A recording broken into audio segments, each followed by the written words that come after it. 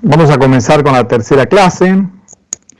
Les mandé un mail, ¿no es cierto?, donde les comentaba que hay un link ahí en materiales al fondo, donde hay 2 videitos sobre el uso de R como calculadora, digamos. La idea nuestra es trabajar con R al inicio para hacer los cálculos matriciales y vectoriales para obtener los estimadores de mínimos cuadrados ordinarios y hacer la inferencia.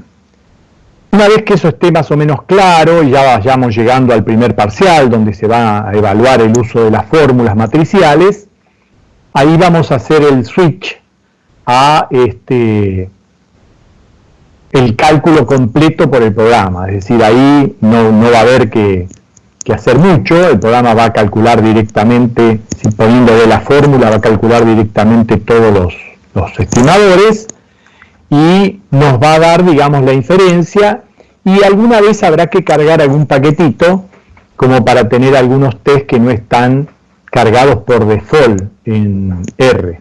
O sea, nosotros vamos a trabajar en R, pero digamos, sin paquetes, salvo más adelante uno que otro paquete para mejorar, digamos, los cálculos, pero no es que vamos a estar trabajando todo el tiempo con paquetes o librerías, ¿no? En principio vamos a trabajar, por ahora, simplemente con el R tal como viene. Y ahí en el mail, les daba unas direcciones como para donde pueden bajar tanto R, primero se baja R, luego se baja RStudio, y RStudio ya incorpora R en su última versión como para poder trabajar. Sería bueno que ustedes lo tuvieran cargado para mañana. Yo mañana voy a trabajar los temas más específicos que nosotros vamos a encontrar, digamos, ¿no? Las clases que vieron ahí en video, que van a ver, les pido que las vean antes de la clase, son 2 clases que damos en otra materia, se llama análisis numérico. Los actuarios tienen bastante desarrollado el uso de programas, y nosotros damos ahí un curso, pero no solo de uso de R como calculadora, sino también un curso de programación, en 5 clases, ¿no? Esas que viene allí son las primeras 2 clases, donde se muestra cómo usar R como calculadora. Así que bueno, espero que lo disfruten, y mañana vamos a empezar a las 10 mañana, ¿no? Porque creo que con 1 hora nos va a bastar, y sería la idea de que si no pudieron hacerse un tiempo para ver los videos, ahí tienen 1 hora más, como para poder llegar a la clase. Entonces lo que les pido sí es que lleguen a la clase con el R cargado y con el R cargado y con los videos vistos, ¿eh? Entonces vamos a hacer bien rapidito. ¿Alguna pregunta sobre eso?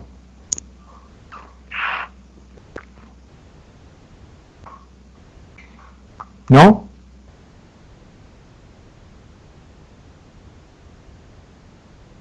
Hola, Camila. no sé qué...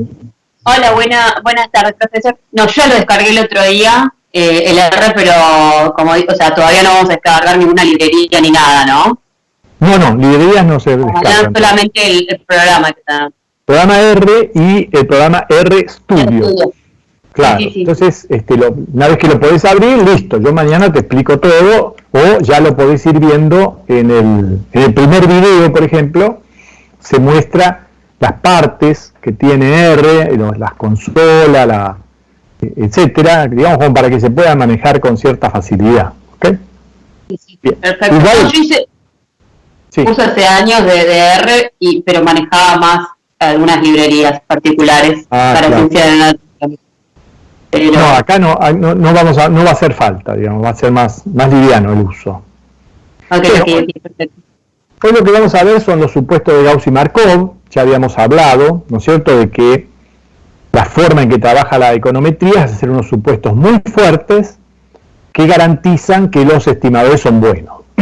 Lo que pasa es que como esos supuestos son tan fuertes, después va a haber que verificar si realmente se cumplen o no. Entonces, por esta vez, digamos, por esta clase, simplemente los vamos a enunciar y explicar. Pero en clases sucesivas vamos a ver qué pasa cuando fallan cada uno de esos supuestos. Y otra cosa que vamos a ver es lo que se llama post-estimación. Si una vez que uno hace la estimación, tiene los beta sombreros, ¿qué cuestiones tiene que verificar, en principio, antes todavía de la verificación de los supuestos de Gauss y Markov? Por eso se llama post-estimación, ¿no? Son verificaciones y test. Bueno, vamos a empezar entonces por el supuesto 1. Ya los teníamos listados a los supuestos. Vamos a irlos viendo de a uno. El supuesto 1 dice que el modelo es lineal en los parámetros y es el correcto. Bueno, son dos supuestos en uno, ¿no es cierto? La primera, vamos a empezar a analizar el tema de la linealidad en los parámetros. Bueno, linealidad significa que se trata de una línea recta, ¿verdad? Cuando, en el caso en que yo estoy en la regresión simple, la función es una función lineal. Si tengo regresión múltiple, digamos, en lugar de estar estimando una recta, estaré estimando un plano, pero, digamos, para explicar es mejor explicar con la regresión lineal simple. Ahí vemos, por ejemplo, una primera fórmula, un primer modelo, en que la Y es explicada por una recta que tiene dos parámetros, una ordenada al origen y una pendiente, que, digamos, depende de la variable explicativa. Y hay un último término, que es el término aleatorio, se llama perturbación o error, entonces en este caso estaría todo bien, ¿verdad? Ahora, en el segundo caso, bueno, acá hay un pequeño desfasaje. Acá lo que se complicó al pasarlo a PowerPoint, ¿verdad? Acá la segunda debería decir I sub I es igual a beta 1 más beta 2 por xi al cubo. ¿Está bien? El cubo se quedó ahí abajo, ¿no? Vamos a ponerlo acá, el cubo. Wow. No es tan fácil. Ya me dijeron que tengo que conseguir una palm para dibujar más fácil, o una pantalla táctil, ¿no? Se ve ahí, dibujé el exponente cúbico de la x. Fíjense que en este caso ya no tengo una recta, tengo una parábola cúbica, ¿no es cierto? Tengo una x al cubo, eso no es una recta. Sin embargo, el modelo sigue siendo lineal en los parámetros, es decir, no me voy a fijar cómo está la x, si está el logaritmo de la x, si está la x al cubo, sino me voy a fijar cómo están los beta. Y veo que los beta hay uno en cada término y están multiplicando a la variable, digamos. Entonces, acá se sigue cumpliendo la linealidad en los parámetros. En el siguiente caso, todavía un poquito más exagerado, fíjense que la y ahora es el logaritmo de la y. Y la x ahora está invertida, es 1 sobre x. Sin embargo, igual que antes, tanto beta 1 como beta 2 siguen apareciendo en cada uno de los términos elevados a la 1 y multiplicando a la variable. O sea que siguen estando en forma lineal. Y recuerden que esto tenía que ver con que yo voy a hacer la estimación de los mínimos cuadrados con un sistema de ecuaciones lineales. Y no hay ningún problema en hacer un sistema de ecuaciones lineales a pesar de que yo tenga el logaritmo, porque yo puedo considerar que este logaritmo de la y es una especie de y asterisco. O sea, no me interesa, es un número, porque esto es un dato. Entonces yo podría decir, mira, en donde va la y voy a poner el logaritmo de la y. Pero como es un número, no es una incógnita, es un coeficiente, bueno, no pasa nada. Lo mismo acá, yo puedo decir, mira, este 1 sobre x es una x asterisco, con lo cual, en cierto sentido, estaría regresando al caso 1. ¿Eh? O sea que no hay una ruptura de la linealidad en los parámetros. Mientras que en el caso último, y sub i es igual a beta 1 más xi a la beta 1 más u sub i, allí sí, ya los parámetros, este en particular, deja de estar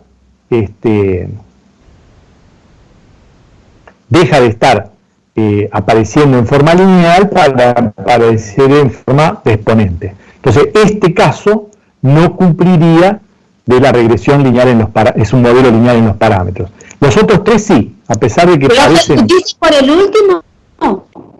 ¿Cómo? Buenas tardes. ¿Habla por la x1 elevado a las b sub 2?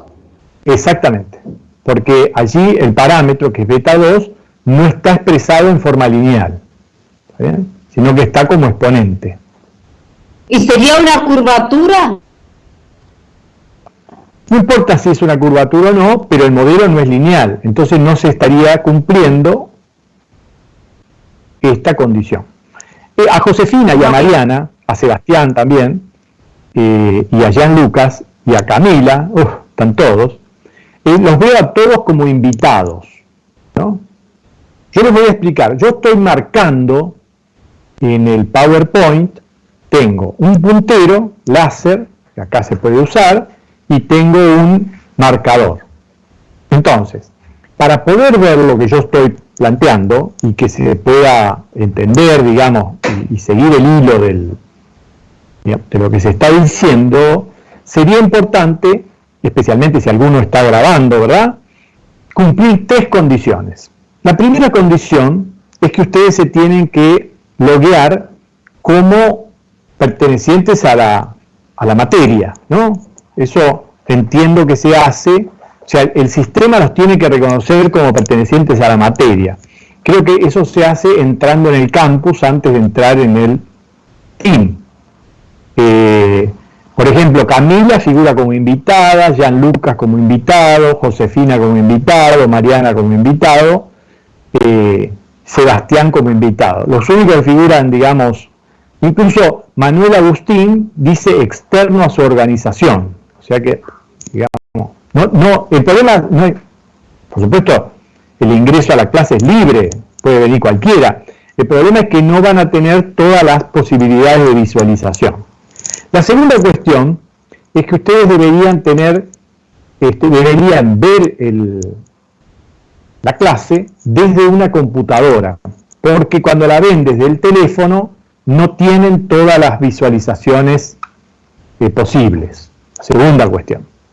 Y la tercera cuestión es que ustedes deberían cargar el Microsoft Teams en la computadora. Entonces, cuando ponen el link, copian el link y hacen Enter, les va a preguntar en Microsoft Teams si quieren ver desde Google Chrome, desde una app o dice cargar Microsoft Teams. Ustedes tienen que decir cargar Microsoft Teams.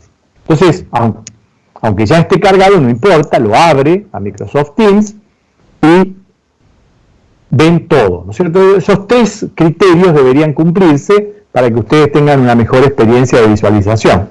Si no, les va a pasar como a Mariana, se van a perder. ¿Y dónde está señalando? Va a decir, ¿no? Bien, sigamos.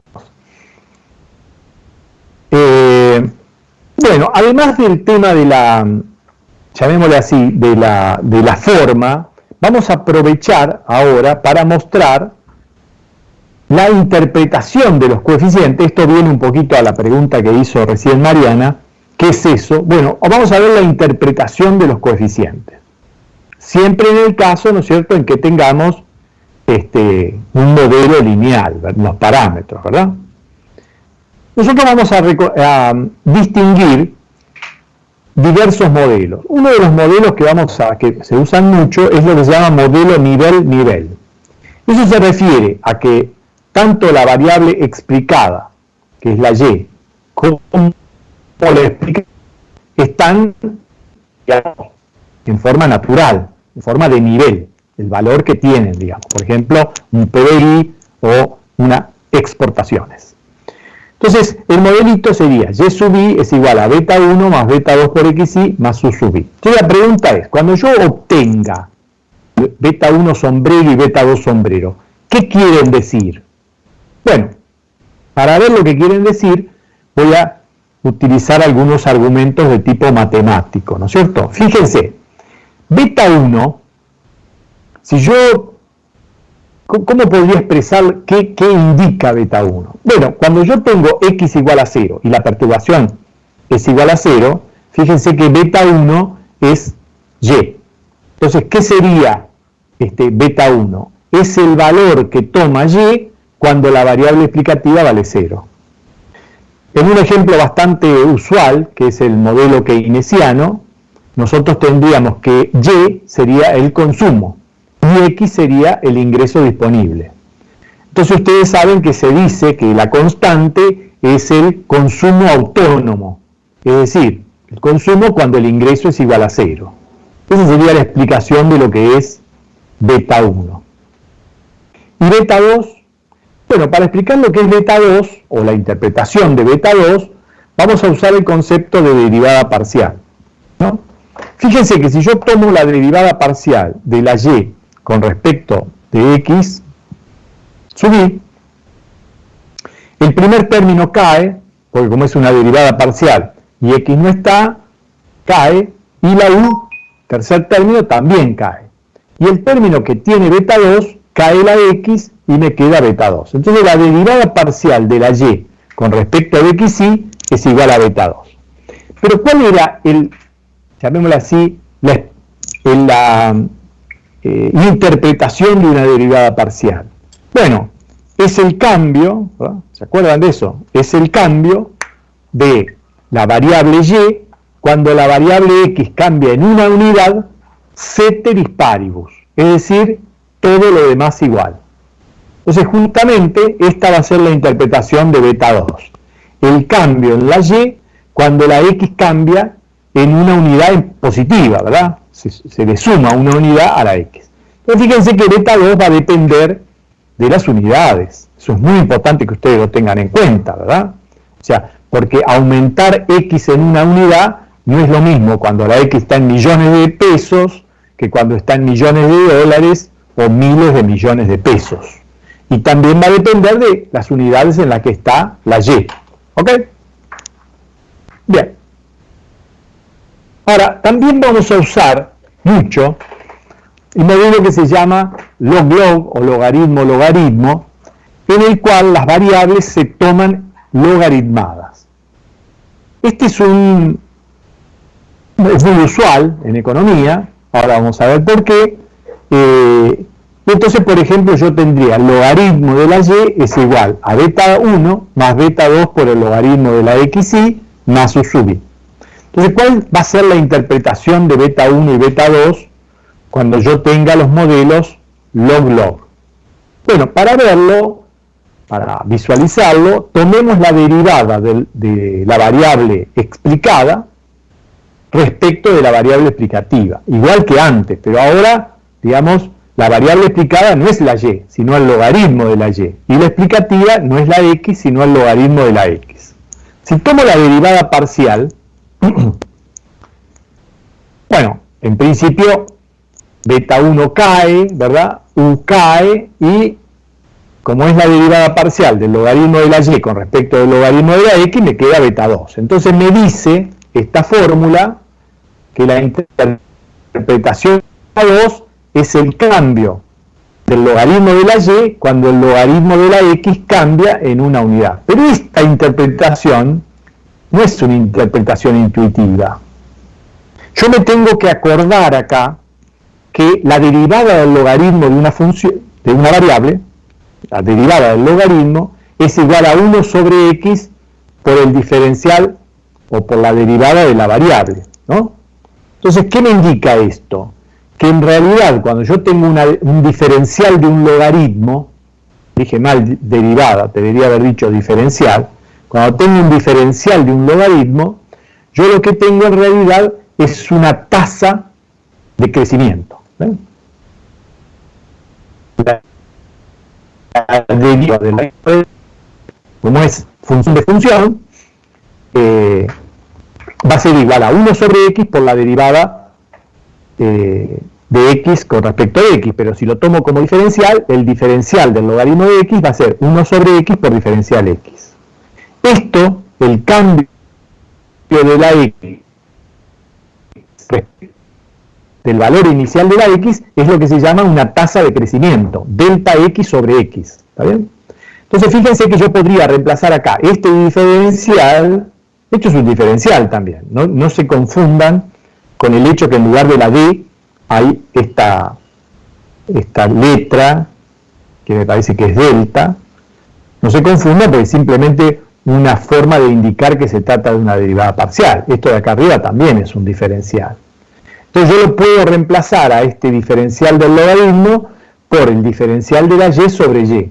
O sea que yo estaría haciendo el cociente de un cambio porcentual de la y respecto de un cambio porcentual unitario de la x. Entonces, ¿cuál sería la interpretación de beta 2? Si se produce un aumento porcentual unitario en la variable explicativa x, la variable explicada x aumenta en beta 2 por 100 puntos porcentuales. ¿Está bien? Por ejemplo, si yo tengo allí, supongamos, ¿no? un ejemplo, tengo el logaritmo del consumo explicado por el logaritmo del ingreso disponible, ¿bien? Muy probablemente me encuentre con un coeficiente 0,9. ¿Por qué? Porque cuando cambia en un 1% el ingreso disponible, probablemente el consumo varíe en 0,9%. Recuerden más o menos la relación que había entre el cambio del ingreso y el cambio del consumo, ¿verdad? Ese concepto en economía es muy utilizado y se llama elasticidad. O sea que la beta 2, cuando yo tengo el modelo log-log, es una elasticidad. Es la elasticidad de la y respecto de la x. ¿Y qué pasa con el beta 1? ¿Cuál sería la interpretación del beta 1 en este modelo? Bueno, no puedo poner que la x es igual a 0, porque el logaritmo de 0, ¿no?, es menos infinito.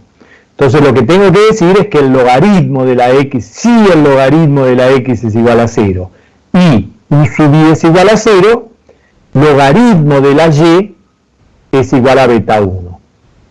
Eso no quiere decir que beta 1 sea el consumo autónomo, no. E a la beta 1 sería el valor de y autónomo, ¿verdad? Fíjense, repasen un poquito, digámoslo, la parte esta de logaritmos y exponenciales. O sea, lo que yo estaría diciendo en este caso es que cuando el mu es 0 y el logaritmo de x es 0, el logaritmo de la y es igual a beta 1. O sea que la y es igual a e a la beta 1. También vamos a ver nosotros, a lo largo de nuestra materia, una tercera forma. Y más que estas tres no vamos a ver. Una tercera forma, ¿verdad? ¿Cuál sería? Bueno, hay ecuaciones que se llaman log-lin o log-nivel, logaritmo nivel, que tienen esta forma. La variable explicada está en logaritmos, pero la explicativa no. Típicamente esto se da cuando uno tiene una ecuación de Mainzer, que la habrán visto seguramente ya en la carrera. Se toma el logaritmo del ingreso, depende de los años de educación, ¿no? Entonces acá hago el mismo procedimiento. Tomo la derivada de la explicativa explicada respecto de la explicativa, que cuando se haga la derivada me quede beta 2 como resultado. Entonces lo que me queda es que tengo la derivada del logaritmo de la y con respecto de x. Entonces acá el único que puedo transformar en tasa es el numerador. Quiere decir que la interpretación de beta 2 es el cambio porcentual de la variable y para un cambio unitario y positivo de la variable x. Por ejemplo, típicamente cuando x son los años de educación, beta 2 vale 0,10. ¿Qué quiere decir eso? 0,10, 0,8, que por cada año de educación el salario en promedio aumenta en un 10%. 0,10 es 10%, ¿verdad? Eso se llama semielasticidad. Semielasticidad. La interpretación de beta 1 es la misma que antes, ¿no? Si x es igual a 0 y v es igual a 0, beta 1 es igual al logaritmo de la y, o sea que la y vale en ese caso e a la beta 1. Esto es importante porque además, como ya digamos avanzada la materia, los cálculos lo va a hacer la computadora. Entonces lo que nosotros vamos a evaluar son las interpretaciones, por decirlo de alguna manera. Lo que a ustedes les va a quedar en la memoria después, cuando sean profesionales, se van a olvidar de las cuentas para hacer las regresiones. Posiblemente miren un resultado, pero es muy importante que ustedes sepan interpretarlo. Muy bien, sigamos. ¿Hasta acá vamos bien? ¿Camila? Sí, estoy terminando de copiar, pero vamos bien. ¿Estás terminando de copiar? Sí. Ah. Pero acordate que alguien graba, ¿no? Supongo que alguien graba. Creo que sí. Ah. Yo estoy intentando grabar, pero es la primera vez que lo intento, así que no sé cómo va a salir. Bueno.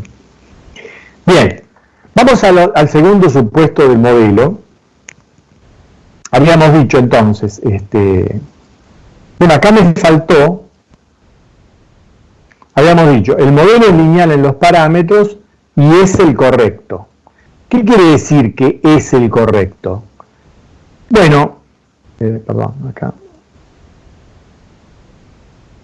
Es el correcto, quiere decir lo siguiente.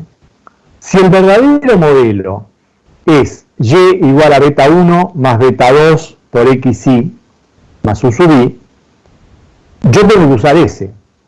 No tengo que usar logaritmo de y sub i es igual a beta 1 más beta 2 por 1 sobre xy. No. O sea, este es el incorrecto. Entonces, si yo que el modelo es el incorrecto. Bueno, vamos a tener que hacer unas pruebas. Pero digo, si no estoy usando el modelo correcto, el que subyace al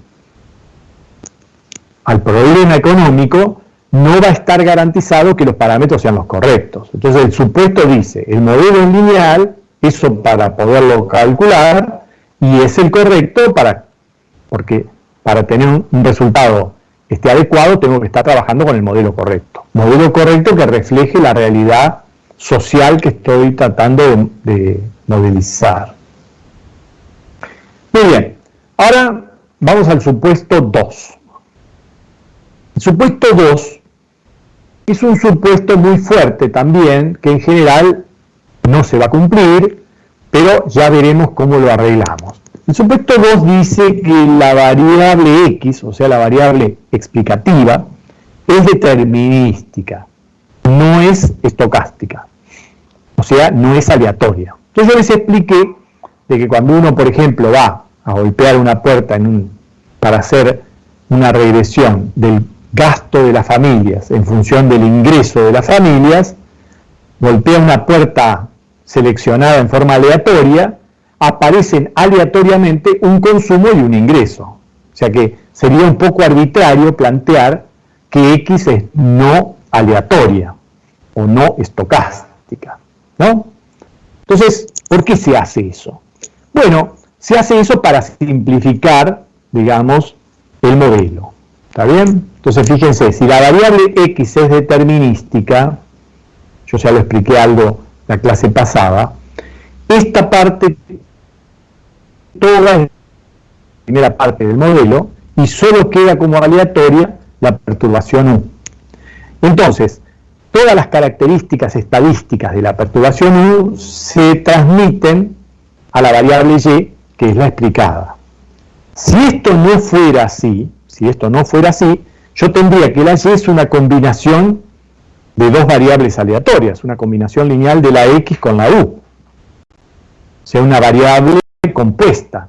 Y se complicaría muchísimo, digamos, la determinación de las propiedades estadísticas de los estimadores, ¿verdad? Bueno, modernamente se está tratando de que este supuesto no esté más. Entonces a veces se reformula este supuesto, permitiendo que la variable x sea estocástica, pero debe cumplirse que no se correlacione con el término de error. Es decir, que la de la x con u sub i sea igual a 0 para todo i. Eso lo vamos a explicar cuando expliquemos las medidas remediales, ¿verdad? Ok. Fíjense acá abajo, se ha puesto, ¿verdad?, que si fuera que la x es determinística, la esperanza de la y, ¿ven?, en la última ecuación, es beta 1 más beta 2 por x. Esto queda porque es todo determinístico, y la esperanza de un valor determinístico es eso mismo, y me queda la esperanza de la u. Mientras que la varianza de la y, como toda la primera parte no varía porque es determinística, es igual a la u. Entonces, cuando supongo que la x es determinística, se simplifica enormemente toda la, la caracterización del modelo. El tercer supuesto de Gauss y Markov es que la esperanza del término de error o perturbación, acuérdense que la U es la perturbación, pero por razones históricas se le llama también el error, a pesar de que no es un error, ¿verdad? Pero bueno, se llama error. Entonces la propuesta o el supuesto es que la esperanza de la U para cada valor de X es igual a 0. ¿Ven? Esperanza de U sub I es igual a 0 para todo I. Eso indicaría, ¿verdad?, que digamos la función de regresión poblacional, ¿se acuerdan? Que era I sub I es igual a beta 1 más beta 2 por xi, y que es una recta, ¿verdad?, coincide con la esperanza. ¿Por qué? Porque cuando yo tomo la esperanza del modelo, lo único que quedaría sería beta 1 más beta 2 por xi, porque al tomar la esperanza de U sub I me daría 0, y entonces esta recta, que es la función de regresión poblacional, resultaría ser la esperanza de la y, ¿verdad?, dado x. Fíjense que acá se han dibujado estas campanitas que muestran que, digamos, la U puede estar positiva o negativa, pero el supuesto es que su esperanza es nula. ¿Está bien? O sea que en cierto sentido se compensa, en algún sentido, los valores positivos y los valores negativos. El cuarto supuesto, bueno, y este supuesto, 3, ¿es realista? Bueno, no sabemos, ¿no es cierto? Supónganse, si yo estoy evaluando la Y, que sería el PDI, si estoy en un periodo en que tengo buena suerte, muchas de las cosas que no están en el modelo van a ser positivas y me van a tirar para arriba el PDI. Si yo estoy en una situación en la cual hay malas noticias en general en el mundo, el PDI va a ir para abajo. O sea, todo lo que no está en el modelo, acuérdense que la U es todo lo que no está explícitamente en el modelo, probablemente tire para el lado negativo. Entonces, no está garantizado que la esperanza de la U sea 0, pero después vamos a ver que es un supuesto que no genera muchos problemas, por lo cual no se le da mucha importancia. Vamos al supuesto 4. Supuesto 4, acá se ha hecho el dibujito, ¿ven? Pero se ha hecho el dibujito en el plano. Acá está la X, sería la variable explicativa, y acá está la Y, que es la variable explicada. Y en vez de dibujar en el plano las campanitas, se las ha dibujado con cierta altura, ¿verdad? Para que se vea bien, ¿verdad?, que en este caso yo la campanita que tengo para X baja es mucho más compacta que la que tengo para X alta. O sea, que no es el mismo caso que acá. Acá todas las campanitas tienen más o menos la misma variabilidad. ¿Cuál es el modelo más adecuado? Bueno, en general, si yo tengo datos de corte transversal, eso indica que estoy entrevistando o consiguiendo datos de diferentes entidades e individuos en el mismo momento del tiempo. Pero los individuos o entidades son heterogéneos, son distintos entre sí. Entonces, muy probablemente no se cumpla este supuesto que está implícito de que la varianza de la perturbación es la misma para todas las X. ¿Está bien? No, seguramente no. Probablemente se dé este caso, fíjense. Este caso es típico cuando yo estoy tomando datos de los ingresos y gastos de las personas o de las familias. La gente más pobre, que tiene menos ingresos, no tiene mucha variabilidad del gasto. Típicamente lo que gana lo gasta. Se gasta el sueldo, digamos, todos los meses. ¿Por qué? Porque apenas le alcanza para morfar. Mientras que la gente que tiene mucho dinero, ¿verdad?, sí tiene una gran variabilidad, porque a veces no compra nada extra, solo, supóngase, come, se viste, etcétera, gasta poco, pero de repente, como gana mucho y ahorró, se va a viaje a Europa. Entonces, la variabilidad para las personas de altos ingresos es muy alta en general.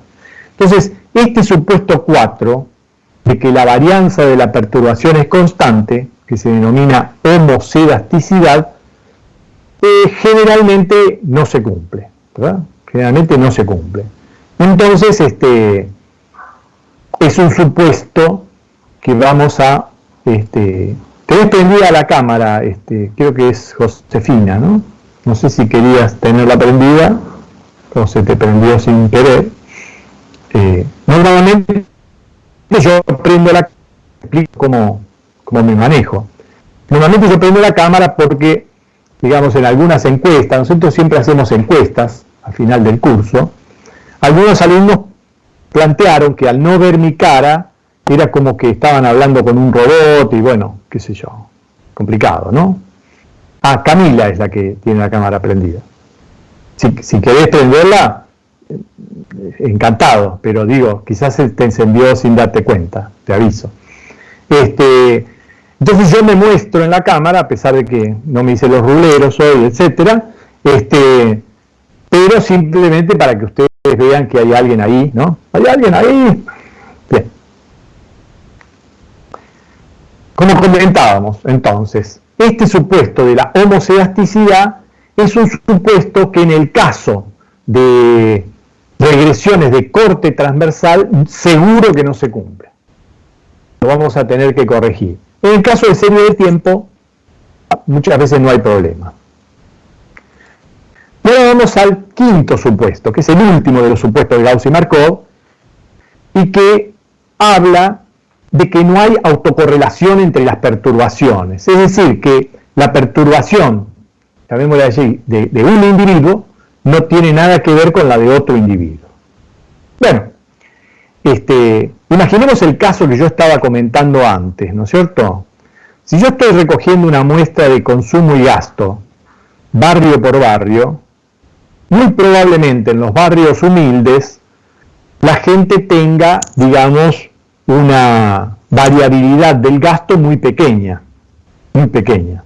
Entonces ahí va a haber autocorrelación, porque si el tipo si una persona tiene baja autocorrelación, el vecino que también es humilde, también va a tener baja variabilidad del gasto. Entonces habría ahí autocorrelación. Pero el problema es que yo no necesariamente voy a ordenar los datos de acuerdo a cómo los tomé. Quizá los ordeno aleatoriamente, o ordeno los datos por el apellido del tipo. Entonces no va a haber ninguna relación entre la variabilidad de un individuo y la variabilidad de otro en el gasto una vez que los datos estén desordenados. El problema es cuando yo no los puedo desordenar a los datos. Y el caso en que yo no puedo desordenar los datos es cuando los datos son temporales, es decir, es la misma persona entrevistada a lo largo del tiempo. Entonces, si esa persona, digamos, tuvo un problema, bueno, evidentemente, si tuvo que gastar en un determinado momento mucho dinero o le echaron del trabajo, ¿verdad?, va a gastar poco este mes y el otro y el otro y el otro. Entonces va a haber relación entre la perturbación, ¿verdad?, de hoy con la perturbación de mañana y la perturbación de pasado. Entonces, típicamente, este problema de que la perturbación está correlacionada se da en el caso de las series de tiempo. Por eso, si bien yo acá expreso el supuesto con I y J, en realidad tendría que haber puesto T, ¿no es cierto? T y tau. ¿Por qué? Porque esto en general no se da en el caso de corte transversal, es decir, cuando hay distintos individuos, sino que se da cuando el mismo individuo es entrevistado a lo largo del tiempo. Bueno, acá se expresa, ¿no?, lo que es la correlación, la covarianza entre dos perturbaciones, sería este caso, ¿verdad? Este es U sub t y el otro U sub t menos 1. Cuando hay correlación, si uno es alto, el otro es alto, si uno es bajo, el otro es bajo, mientras que si no hay correlación, no necesariamente que uno sea alto implica que el otro sea bajo, ni nada por el estilo.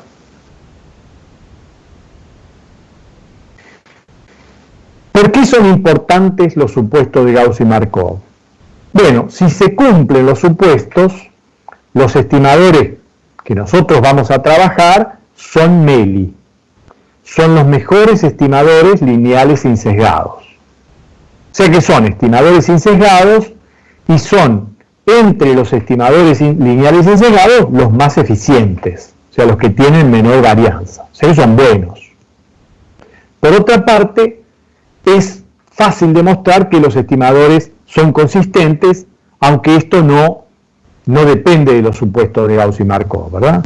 Entonces fíjense que los estimadores con los que nosotros vamos a trabajar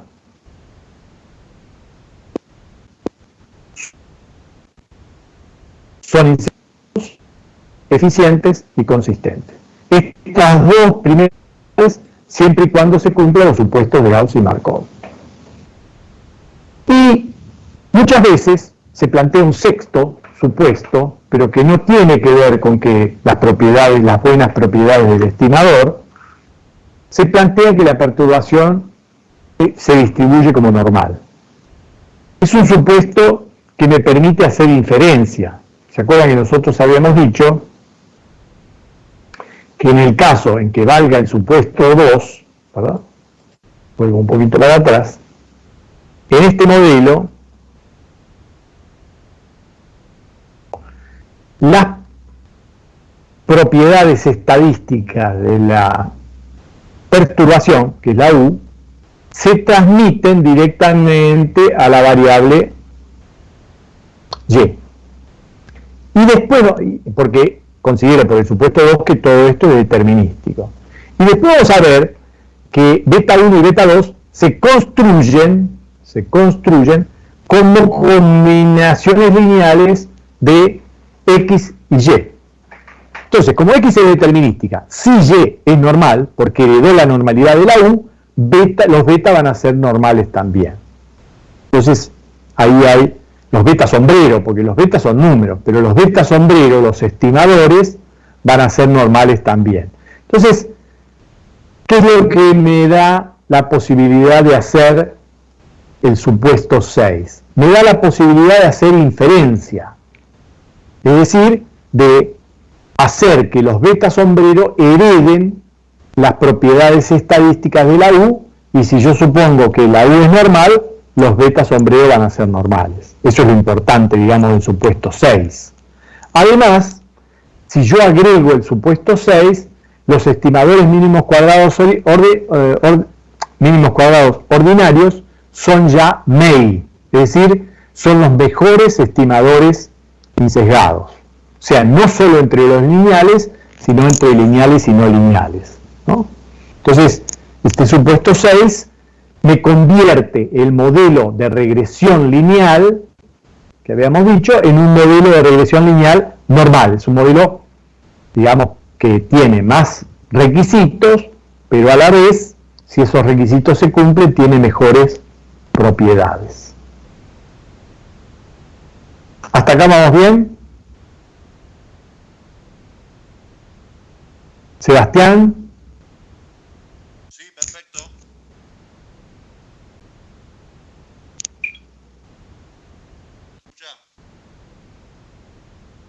No te escucho, Sebastián, tenés mal el micrófono.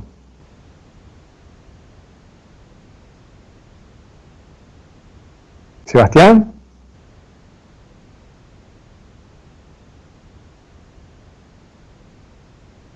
No, Si vas entendiendo, digo. Bueno, en casa de herrero, cuchillo de palo, ¿no? Sebastián.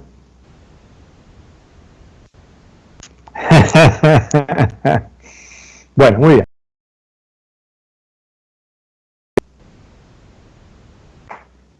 Veamos un poquito algunas cuestiones que tienen que ver con el modelo, ¿verdad? Este es el tema, digamos, está acá expresado con el álgebra, ¿verdad? ¿Por qué suponer la normalidad de la perturbación lleva a la normalidad de los beta? Se los voy a explicar brevemente, ustedes después lo van a mirar con más detalle. Si la U es normal, ¿verdad?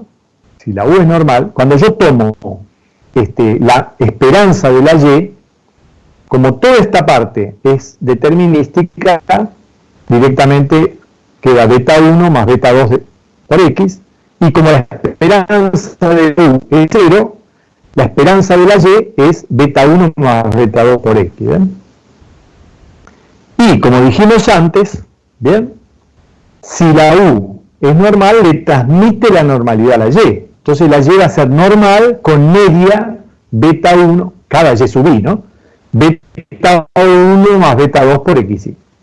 ¿Y qué pasa con la varianza? Bueno, como esta parte determinística no varía, la varianza de la U se transmite a la Y, y entonces la Y es normal con media, la que dijimos recién, y varianza sigma cuadrado de la U. Entonces, acá más abajo se demuestra que cuando yo calculo, ¿ven?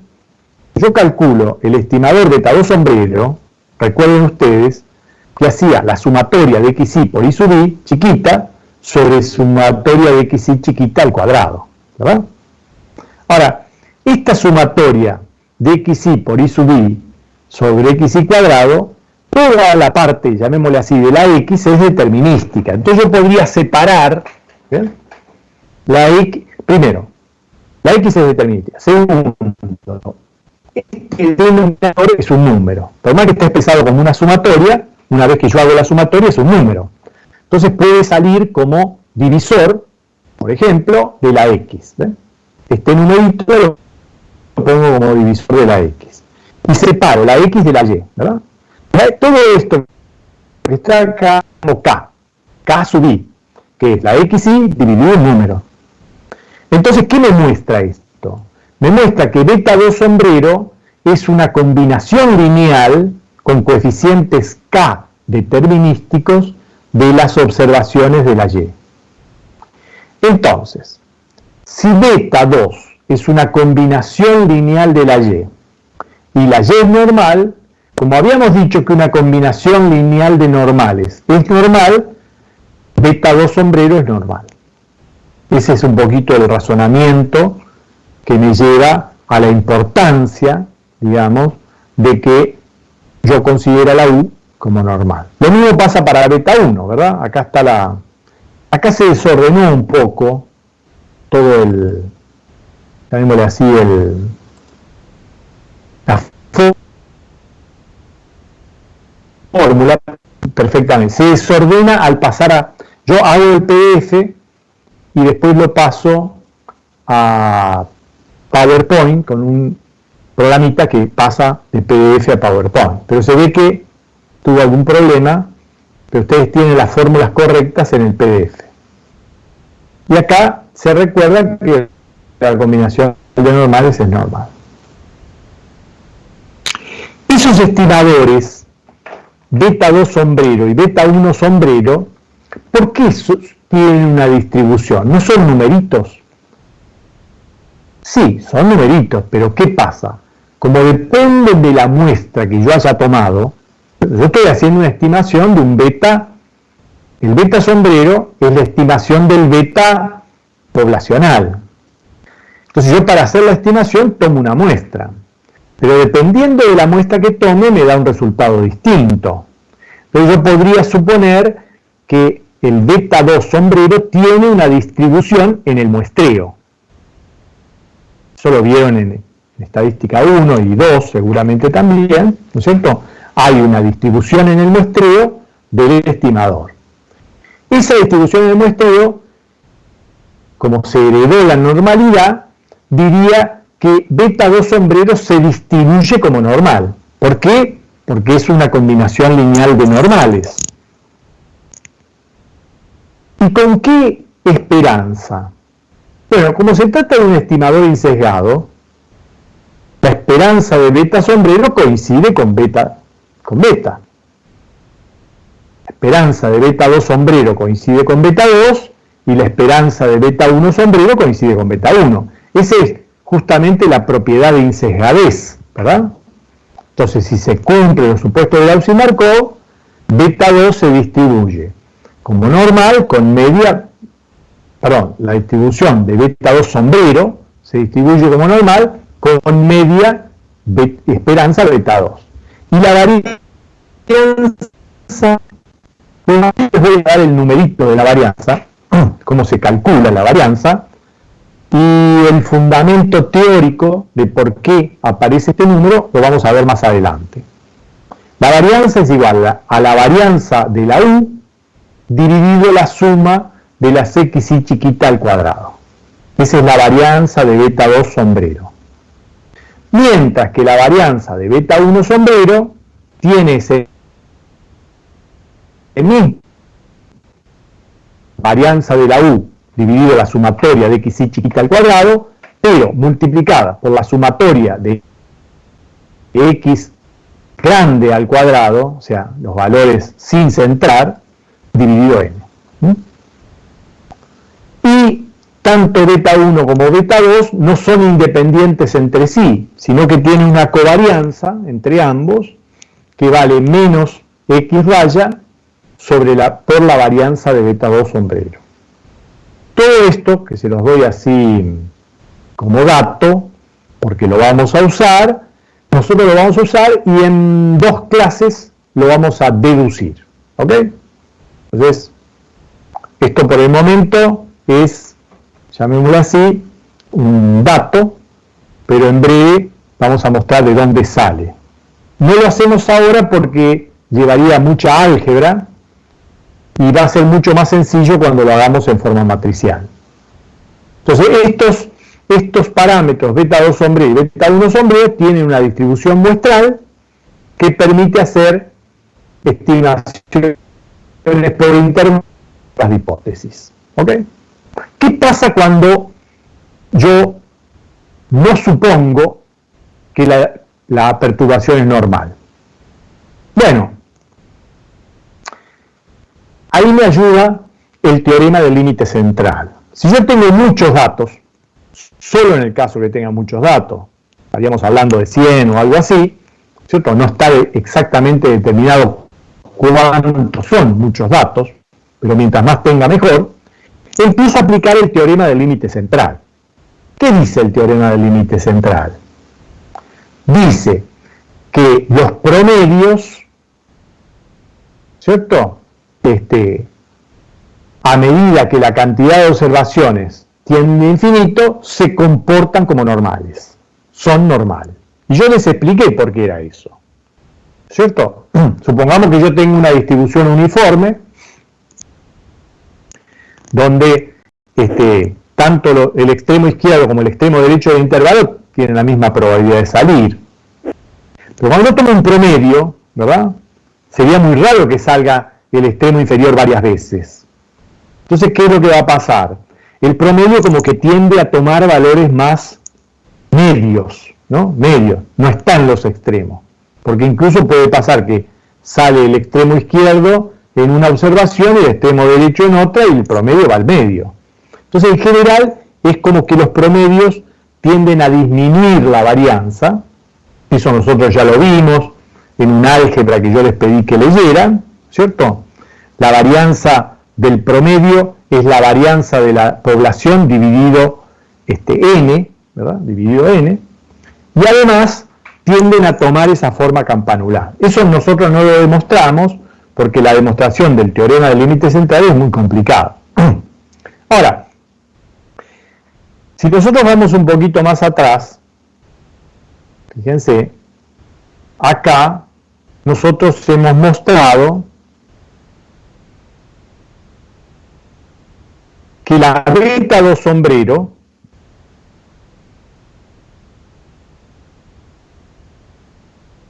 vamos a buscar un color lindo, hemos mostrado que la sombrero es, ven, todo esto es igual, ¿a qué?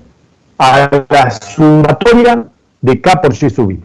Quiere decir que falta dividir por N nada más para que esto sea un promedio ponderado, ¿verdad? Promedio ponderado. ¿Qué quiere decir? Que este beta 2 sombrero tiene las características de un promedio, ¿no? Si le falta dividir por N, pero no importa, porque si el promedio es normal, la suma también es normal, ¿no? El N es simplemente un número. ¿Qué quiere decir? Que este beta 2, en la medida que haya muchas observaciones, por el teorema central del límite, va a tender a la normalidad. Y el beta 1, como es una combinación lineal donde está incluido beta 2, también va a tender a la normalidad. Entonces, en general, en la medida que tenga suficientes observaciones, el teorema central del límite me va a decir que si no hay normalidad, pero tengo muchas observaciones, la inferencia es aproximada. ¿Está bien? Entonces, es lo que dice allí, ¿verdad? En el caso que las perturbaciones no sean normales, el teorema del límite central permite tomar las pruebas estadísticas, los test, como aproximadas. Eso es una muy buena cosa. Bueno, y ahora vamos a hacer un pequeño intervalo, 5 minutos para calentar el mate, pero en relación a lo anterior, yo no los voy a tratar de no aburrirlos con demostraciones online. Vamos a tratar de limitarlas. Se las voy a dejar para que ustedes las sigan, con la ayuda de los 2 libros que les he dado.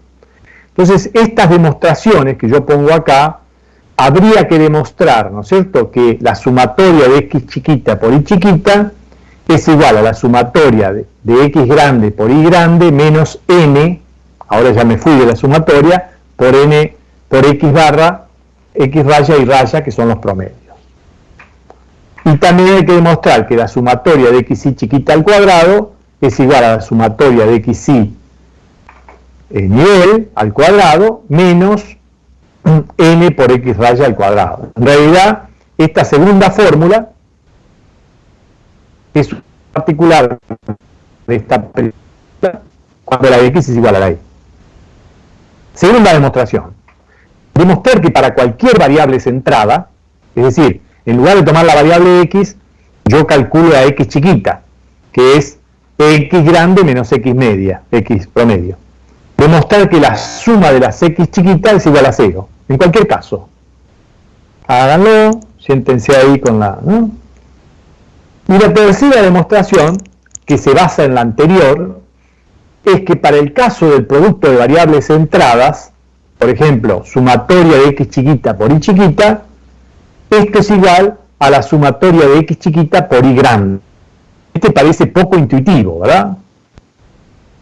Muy poco, pero se cumple. ¿Bien? Entonces, vayan trabajando sobre estas demostraciones. Nosotros lo que hacemos en general es, bueno, si tienen dudas las preguntan, por supuesto, pero siempre vamos a tratar de tomar algunas, ¿verdad?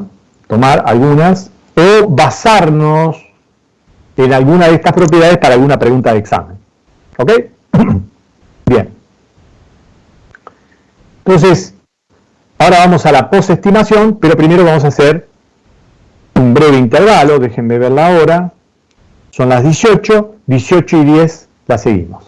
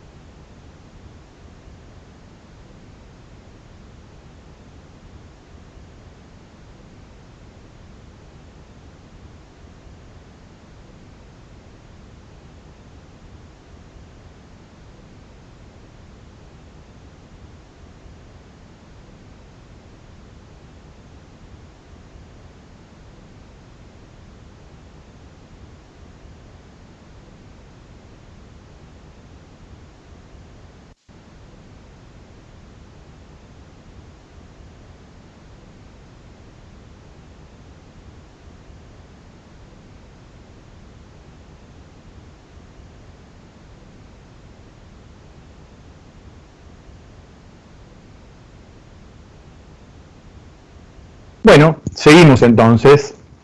Les vuelvo a recordar que mañana a las 10 nos encontramos y que ustedes tienen que tratar de ver los videitos, ensayar un poquito, jugar con R.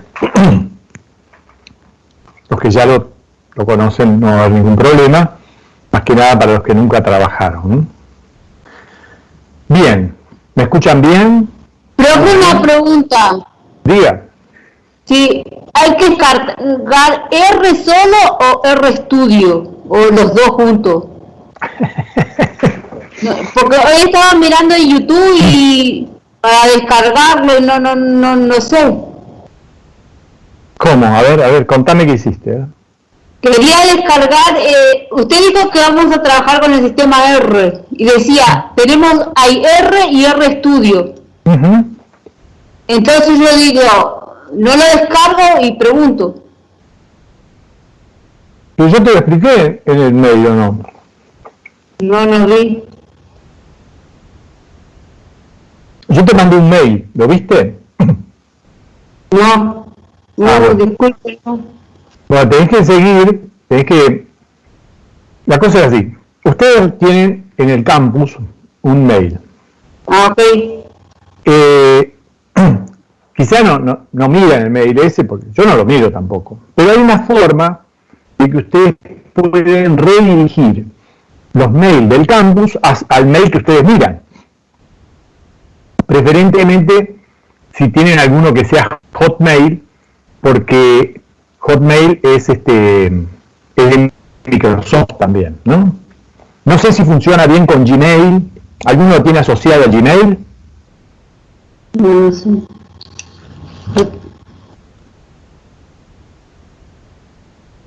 No sé, pero yo tengo Hotmail. Vos lo asociaste a Hotmail, te aparece en Hotmail, ¿no? Sí. Bueno, entonces te van a aparecer, no, le pregunto a los otros chicos para saber yo si lo tienen asociado al mail del campus, a Gmail o a Yahoo. 12.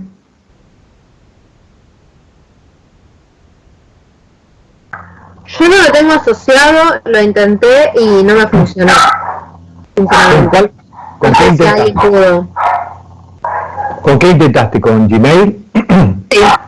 Ahí está Sebastián, que lo tiene asociado a Gmail. ¿Y te aparece, Sebastián, te aparecen los mails? ¿Te apareció el mío, por ejemplo? No te apareció. Entonces, no funcionó, digamos, lo tuyo. ¿Alguien recibió mi mail? ¿Alguien vio mi mail? No lo vi. No lo vi.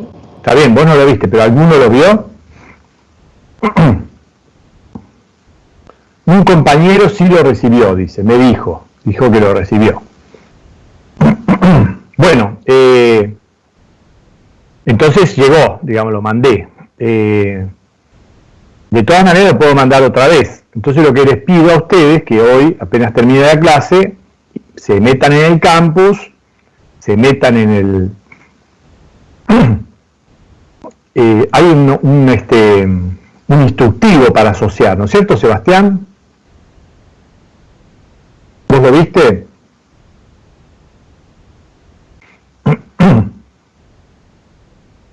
Bueno, acá el experto es Sebastián. Entonces yo los dejo en manos de Sebastián. Sebastián les va a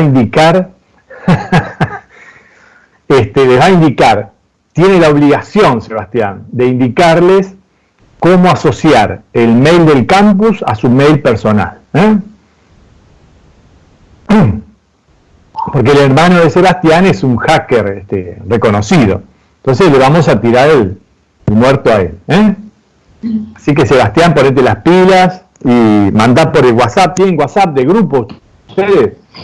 No. Pero qué poco sociables que son, ¿no tienen WhatsApp de grupo? Sí, tenemos, sí, hay un WhatsApp. Hay un WhatsApp.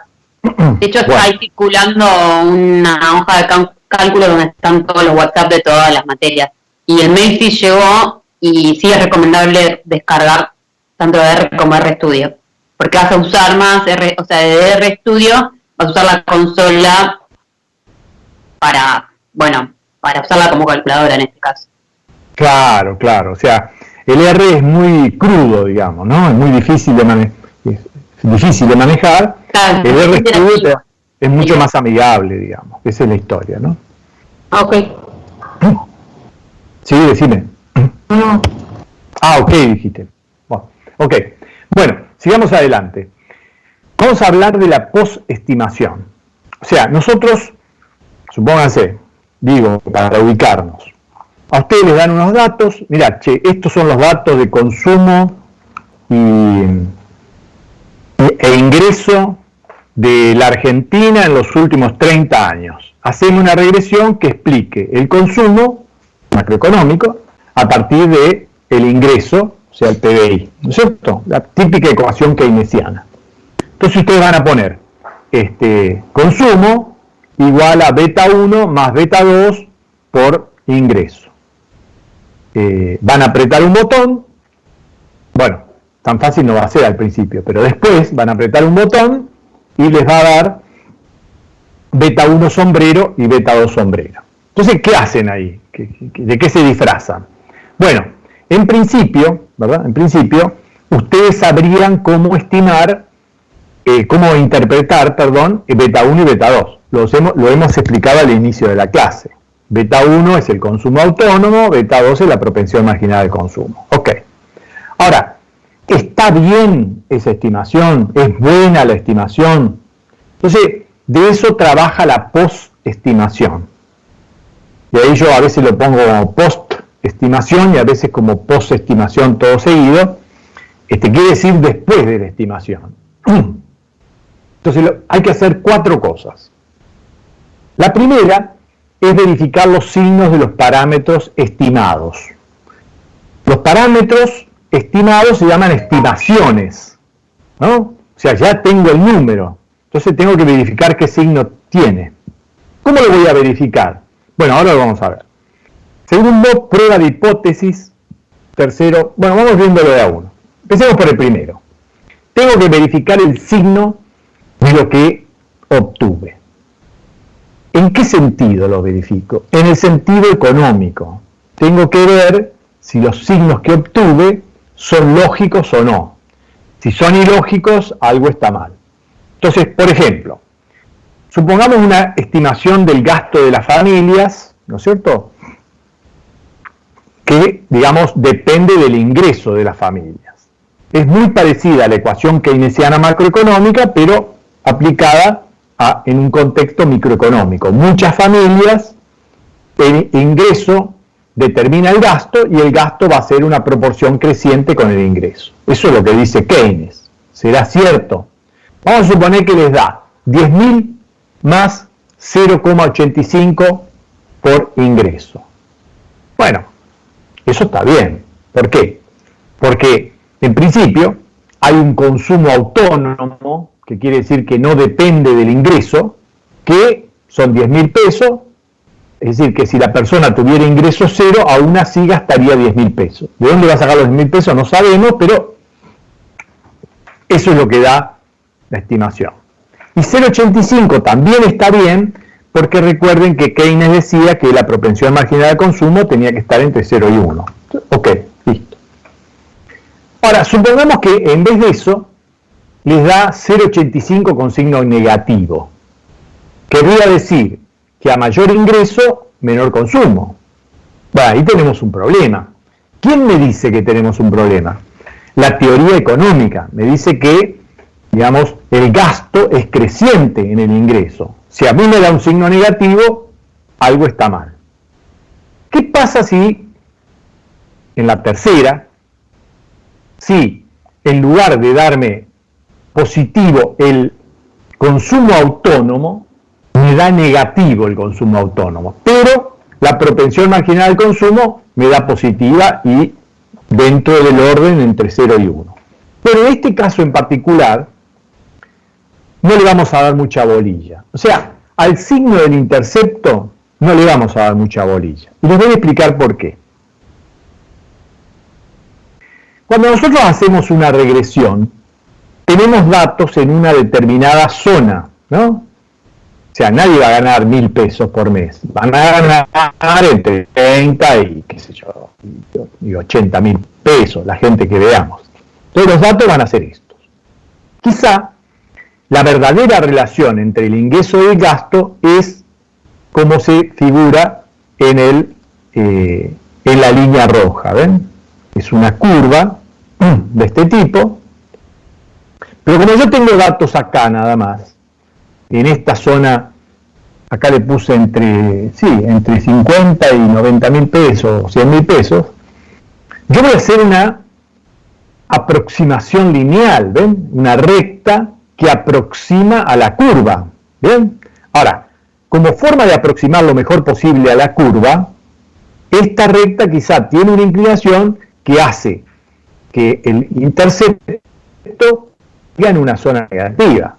Pero fue simplemente porque yo estaba tratando de acomodar lo mejor posible la recta a los datos que yo tenía.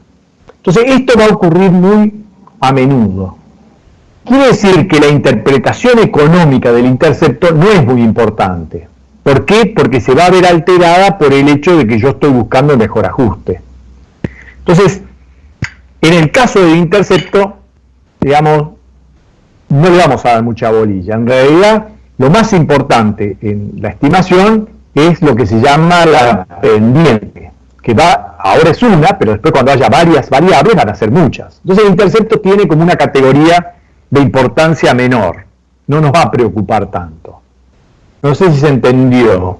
¿Qué decís vos, Gianlucas? ¿Se entiende?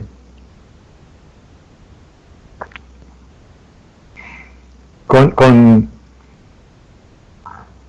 Sebastián no puedo conversar, pero no tiene micrófono. ¿Vos tenés micrófono, Gianlucas?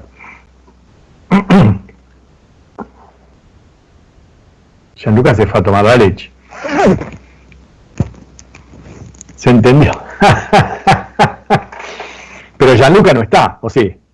Sí, pero estoy grabando, dice Gianluca. Ah, bueno, pero no querés grabar tu voz. Bueno, está bien.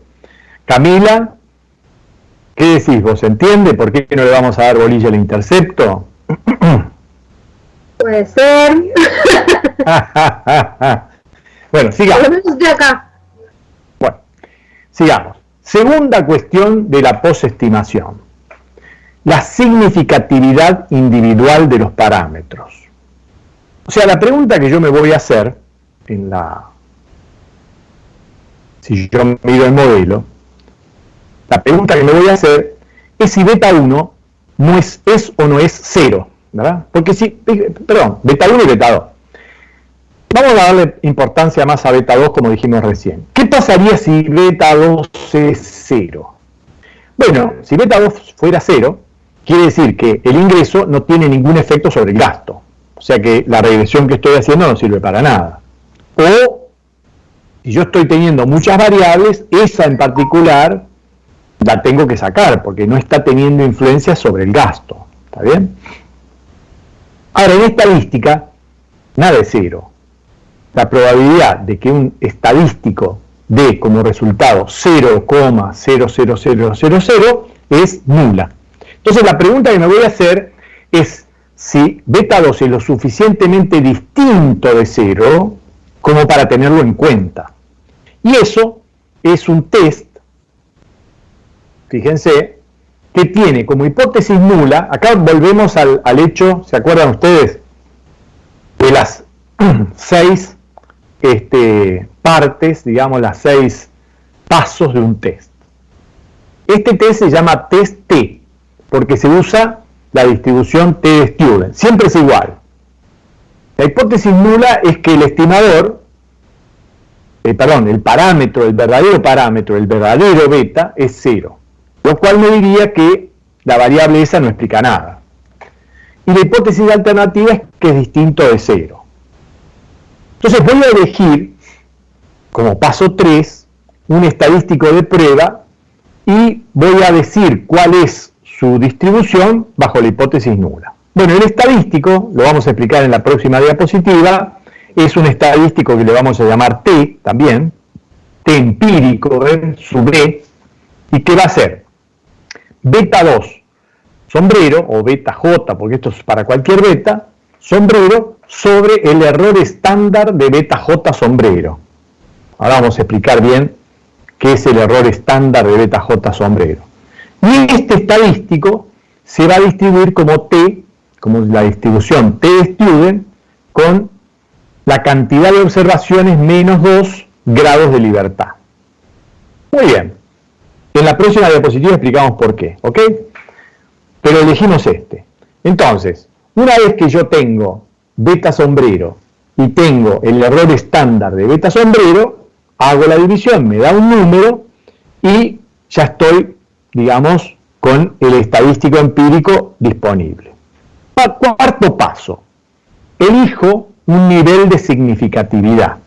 Acuérdense que el nivel de significatividad es la probabilidad de cometer el error de tipo 1, es decir, de rechazar la hipótesis nula cuando es verdadera. Entonces sería, por decirlo así, condenar a muerte a un inocente. Entonces esa probabilidad tiene que ser baja.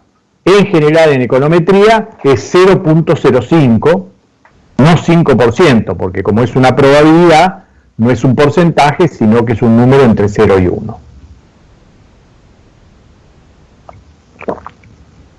El quinto paso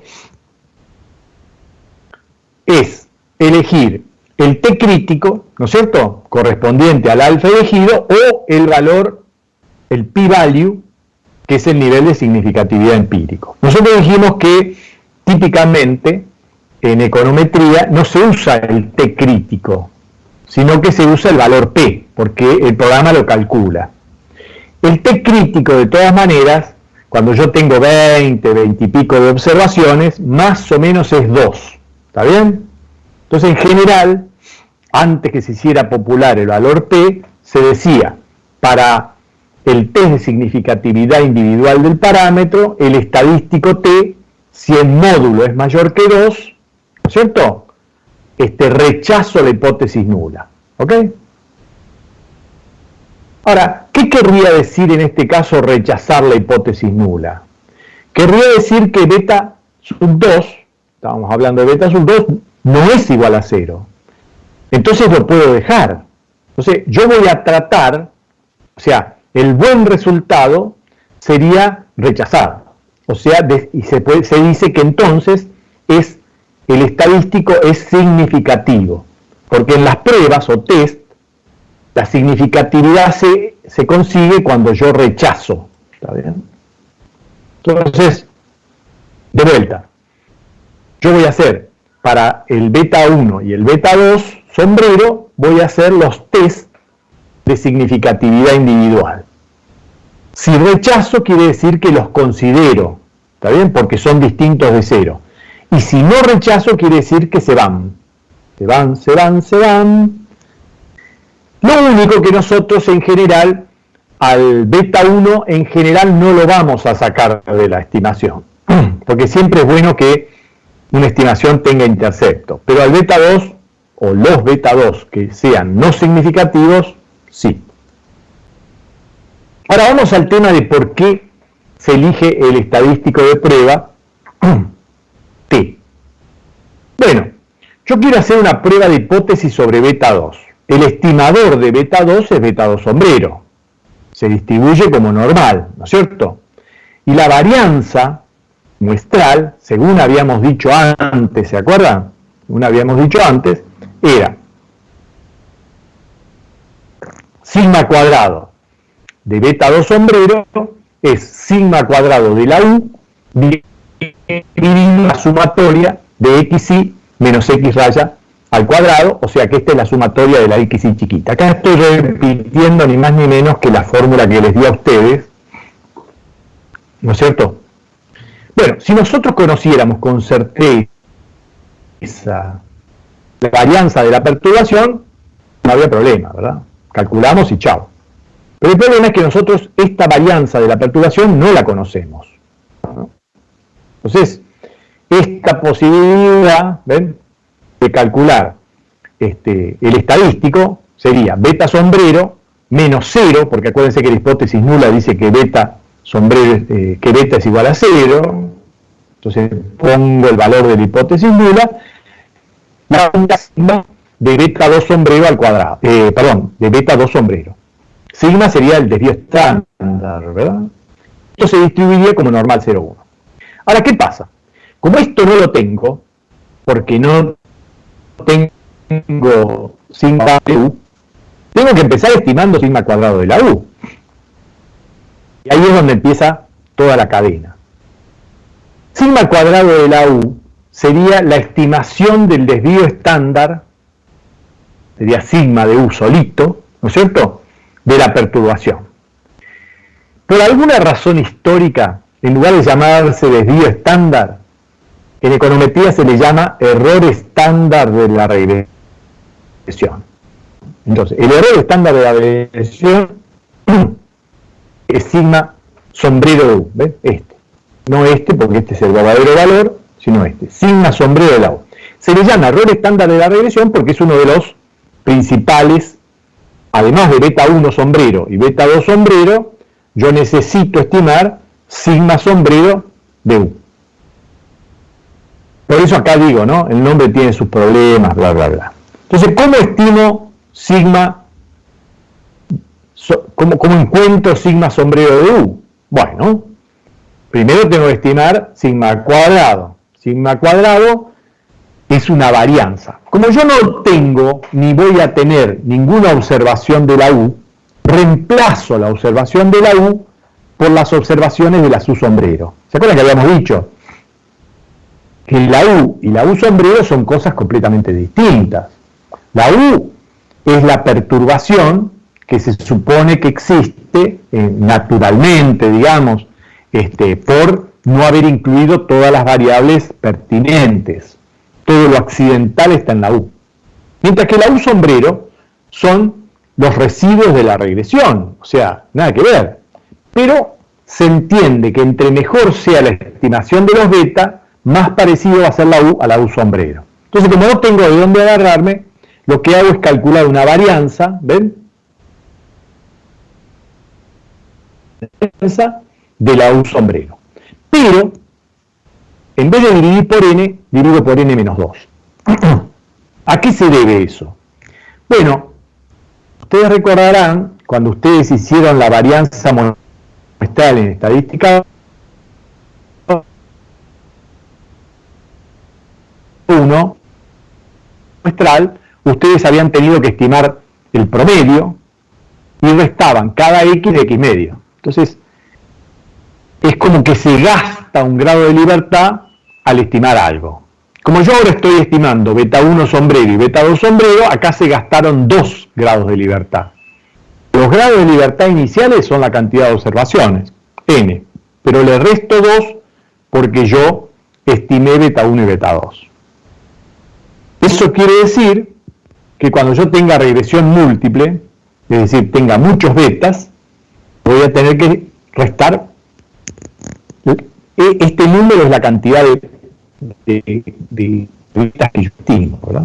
Entonces reducen los grados de libertad y hacen que la varianza sea más dispersa, porque le agrega incertidumbre.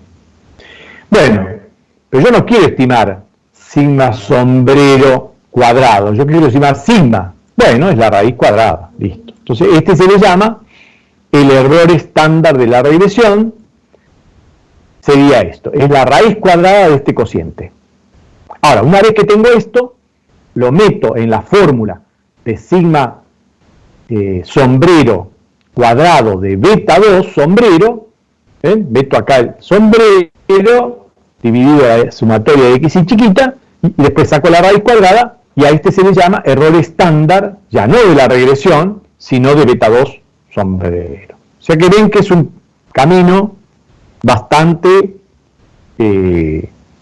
largo hasta tener la estimación del error estándar de beta 2 sombrero.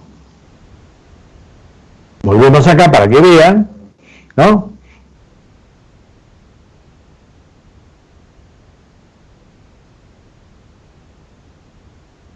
¿Se acuerdan que dijimos que lo íbamos a explicar? ¿Ven? El estadístico T se construye con beta 2 sombrero, por ejemplo, acá dice beta J, pero tomemos el ejemplo de beta 2 sombrero sobre el error estándar de beta 2 sombrero, que se calcula con ese paso, primero calculando el error estándar de la regresión y después vayan viéndolo porque ustedes van a tener que hacer estas cuentas, ¿no?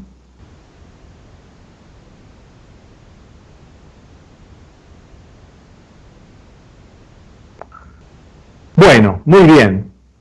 Entonces, como estamos usando, ¿verdad? En lugar de este valor que no lo tenemos, estamos en estimación, resulta que lo que era normal ahora se dispersa, se convierte en una distribución T, que es muy parecida a la normal estándar, pero más dispersa. Entonces ahora ya no tengo normal estándar, sino que tengo T con grados de libertad N-2. ¿Ok? Si a partir de los resultados de la prueba se rechaza la hipótesis nula, quiere decir que el parámetro se va, salvo que sea el intercepto. Si es el intercepto, le perdonamos la vida. Muy bien. Volvamos un poquito al inicio. Acá está todo lo que queremos hacer con la posestimación. Acá. Fíjense que ya hemos visto la primera parte, que es la verificación de los signos, y hemos visto la prueba de hipótesis sobre la significatividad individual de los parámetros, que es una prueba T típica.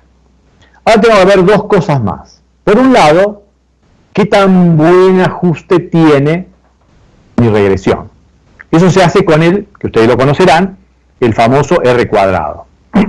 Y finalmente, una prueba, el R cuadrado no es un numerito, que mientras más cerca de 1 esté, mejor es, pero no es un test estadístico. El que es un test estadístico es el 4, que es la prueba de significatividad global de la estimación, se llama test F. Entonces vamos a verlos a esos dos que nos faltan. Entonces, vamos al tema del R cuadrado.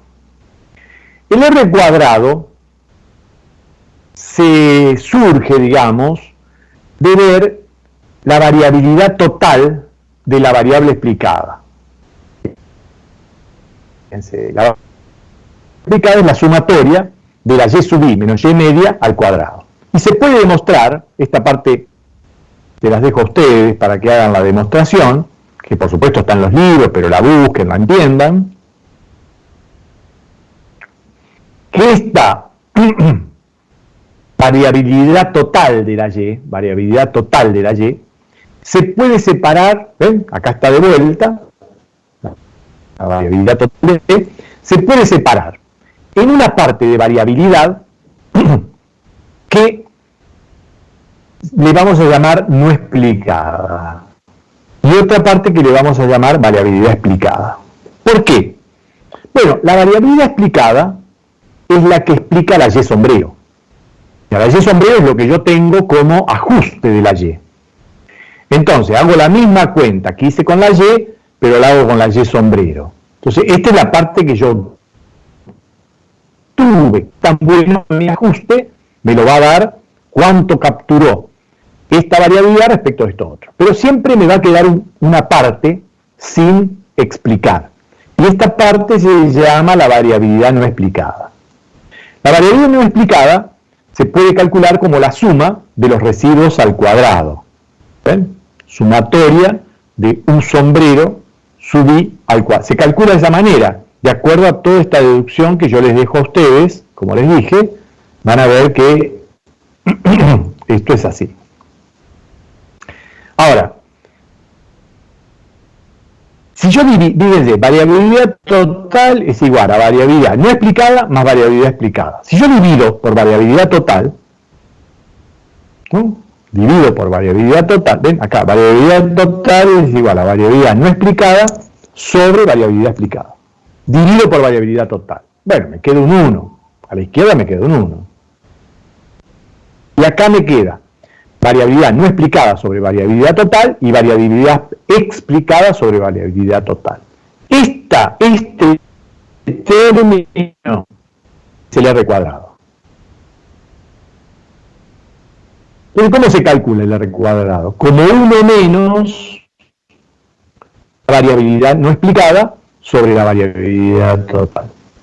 Y como resulta que la variabilidad no explicada es la suma de los residuos al cuadrado y la variabilidad total es la suma de la psi chiquita al cuadrado, el R cuadrado se calcula como 1 menos la sumatoria de los sub i sombrero al cuadrado sobre la sumatoria de los psi chiquita centrados al cuadrado. Y este coeficiente se llama coeficiente de determinación si la regresión tiene intercepto, varía entre 0 y 1. Si no, no. Esa es una razón más para dejar siempre el intercepto. Entonces me da como una especie de %, ¿ven? Acuérdense que R cuadrado es esto, un porcentaje de la variabilidad que es explicada por la regresión. Así se dice. Pero no es una prueba de hipótesis. No es una prueba, es un indicador, ¿ok? Un indicador que tiene sus problemas, después lo vamos a ver, por el momento lo aceptamos. Y finalmente llegamos al cuarto punto de la postestimación, que sí es una prueba de hipótesis. Fíjense que esta prueba de hipótesis, en el caso de la regresión simple, es lo mismo que el estadístico T. ¿Por qué? Porque esta prueba de hipótesis tiene como hipótesis nula que todos los beta, salvo el intercepto, son todos ceros. Pero ¿qué pasa? Cuando yo tengo la regresión simple, tengo solo beta 2. Entonces, si la hipótesis nula es que beta 2 es igual a 0, eso es lo misma hipótesis nula que tenía el test T. O sea que, como caso particular, digamos, el test de significatividad global de estimación es lo mismo que el test T cuando estoy en la regresión simple. La hipótesis nula, entonces, H0, beta 2 igual a 0, H1, beta 2 distinto de 0, el estadístico de prueba se puede demostrar esto lo vamos a ver más en detalle en la próxima clase, es R cuadrado dividido 1 menos R cuadrado dividido en N menos 2 y se distribuye como F. ¿Se acuerdan? La distribución F, la F de Smedekor, es la distribución que inventó el señor Smedekor, que era un norteamericano, y le puso test F en homenaje a Ronald Fisher. Y que era un cociente de chico cuadrado. El numerador se divide por la cantidad de grados de libertad, que es 1, y este otro chi cuadrado se divide por los grados de libertad, que son n menos 2. Y acá le ponemos que en el caso de una sola variable explicativa, las pruebas F y T son equivalentes. No es que el estadístico F es igual al estadístico T, no. En realidad el estadístico F es igual al estadístico T elevado al cuadrado. Pero el p-value y las conclusiones a las que arribo son exactamente las mismas en el caso de regresión simple. Y con esto, desgraciadamente, no tengo más para decir, o afortunadamente para ustedes, ¿no es cierto? ¿Cómo la ves, Gianluca? ¿Volvió Gianluca? Ah, estaba grabando. Camila, ¿cómo la ves? Muy bien, muy bien. Bueno, fantástico. Me alegra mucho. ¿Quién más está? ¿Manuel?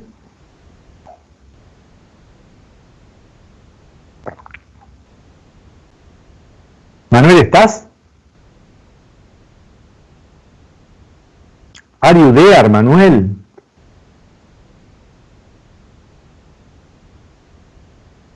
Bueno, muy bien. Bueno, muchas gracias por estar. Los espero mañana, una cita de honor. Hagan un esfuerzo por mirar los videitos. El chico que explica es fantástico. Le va a servir esto para su vida profesional también. Está muy demandado R.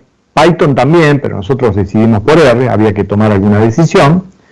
Y vénganse mañana a las 10 en ayunas. y vamos a hacer vamos a ver lo principal, ¿verdad? No nos vamos a distraer en cosas secundarias, vamos a ver qué es lo que se va a usar. Muchas gracias por estar y nos vemos mañana. Chau, chau. Chao.